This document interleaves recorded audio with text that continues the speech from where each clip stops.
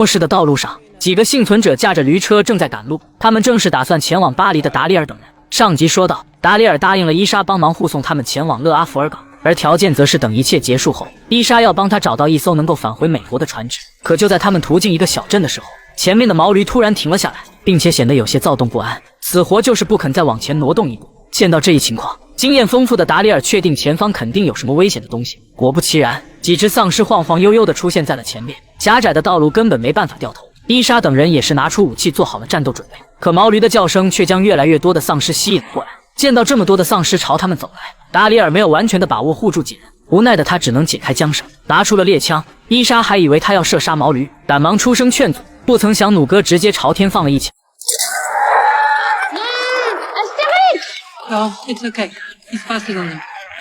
受到惊吓的毛驴成功的吸引了丧尸的注意，达里尔见状赶忙招呼几人带上行李，打算徒步绕开这座小镇。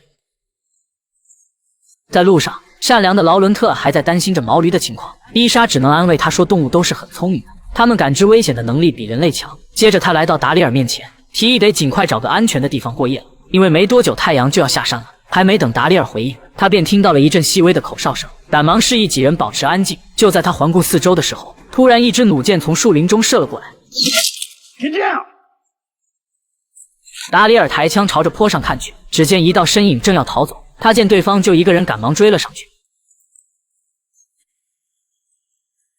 对方的速度很快，还对周围的地形很是熟悉，很快便不见了身影。达里尔拿着猎枪戒备地朝着前面摸去，可不曾想他刚踏进建筑内，就又有弩箭朝他射来。气得他抬枪就要还击，却不料背后有老六偷袭。一瞅对方竟是些孩子，达里尔愣住了。没想到在末世闯荡多年的弩哥竟被一群孩子给生擒了，只有他被绑住了双手，还被俩孩子用长矛指着。而伊莎三人的待遇则相对好一些，看这架势他们应该是落到了当地的一个组织手里，只是这个组织全都是些16、17岁的孩子。很快他们便被带到了一个建筑前面，门口的木桩上还插着一些丧尸的脑袋，像是在警示其他人不要轻易靠近。大门上方还挂着一个牌子，达里尔看不懂法文，便问伊莎写了什么。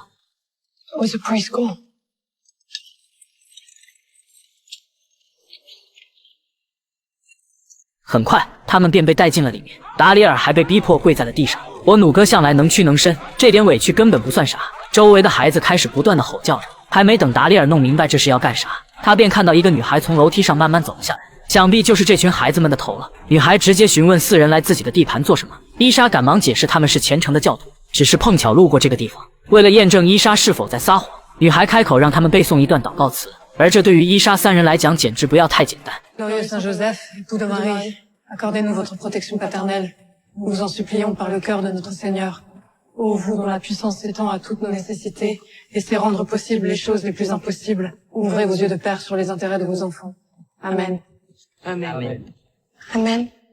其实这群孩子们也是信教徒，属于希望联盟的一份子。在这里跟大家交代下法国的局势。丧尸病毒爆发后，法国出现了2个很大的组织，一个是由宗教信仰者们成立的名叫希望联盟的组织，只要有宗教信仰就是其中的一员；而另一个组织自称热内，上集出现的柯登就是其中的一个小头目。话不多说，咱们回归剧情。女孩一瞅来人是修女，也是放下了警惕，只是她有些好奇这个跪着的男人是怎么回事，询问他是修士吗？可达里尔压根就听不懂他们在说什么。好在这时伊莎急中生智，表示达里尔是从美国来布道的神父，虽然来法国有段时间了，但依旧不会说法语。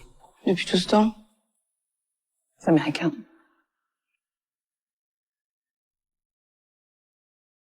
尽管达里尔这形象和神父相差甚远，但女孩还是相信了他们。或许美国的神父就是这么的埋汰也说不定。接着女孩还叮嘱其他孩子尽量说英语，这是表达对神父的尊重。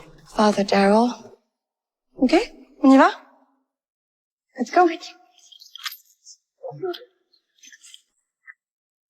Father Daryl. Really?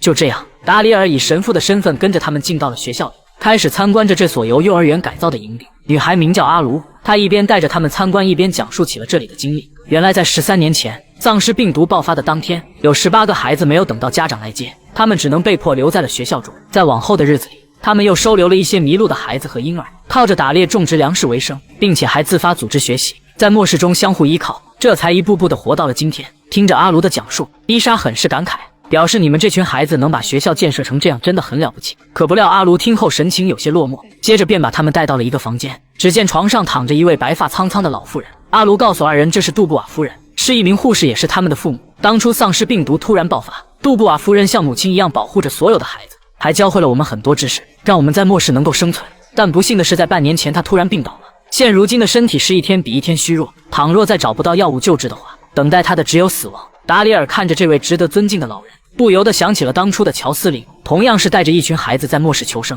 是善是恶真就在一念之间。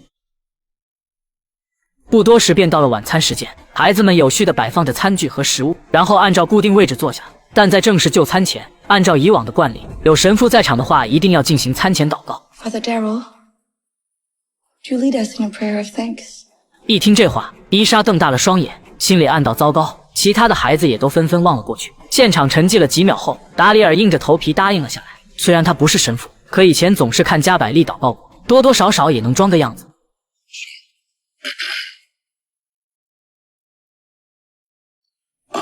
Lord, I'm sure you have your reasons for turning the whole world upside down. Maybe we deserve it, being so mean to each other. But not tonight. No. Tonight is good. And if this isn't good enough for you, I don't know what is. Amen. 尽管达里尔的祷告不够庄重，但每句话都显得很是真诚。伊莎看向他的眼神也发生了变化，没想到还真让他给糊弄了过去。随着用餐开始，其他人都是不紧不慢地用勺子将食物送进口中，只有达里尔有些特别。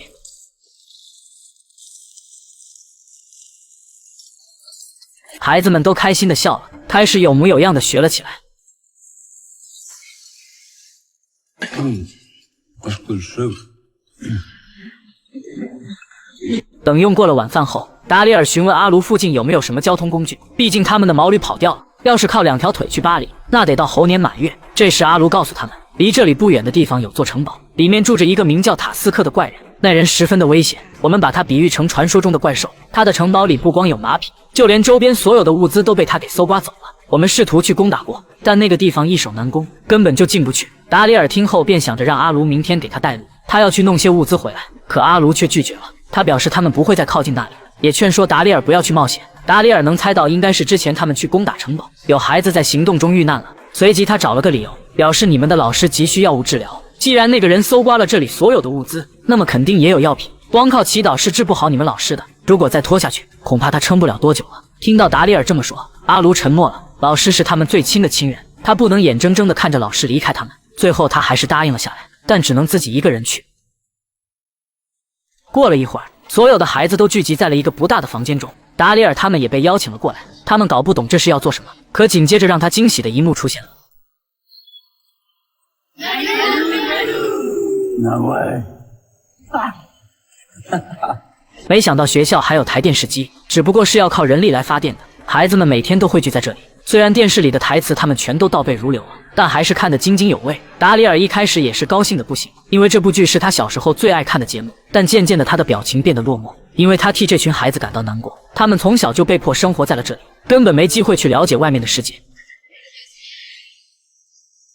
第二天清晨，阿卢带着达里尔出发了。女孩也是揭穿了达里尔不是神父的身份，这让达里尔也挺不好意思的。阿卢表示，因为他相信伊莎等人确实是修女，所以才没说破他。接着阿卢跟他说起了自己的老师，并询问达里尔有了药品，老师真的会好起来吗？其实达里尔知道，那位老师已经行将就木，就算用再多的药也于事无补。他之所以找这个理由，是希望阿卢能给他带路。就在他思量该怎么跟女孩坦白的时候， We're almost there. 果然没走多久，俩人就看到了一座中世纪的城堡。瞧这个架势，确实是易守难攻。5分钟后，他们来到了城堡的前门。所有的城堡都有个吊桥，想要进去就得把吊桥放下来，而这座也不例外。达里尔朝着壕沟里看去，却发现里面竟站满了密密麻麻的丧尸。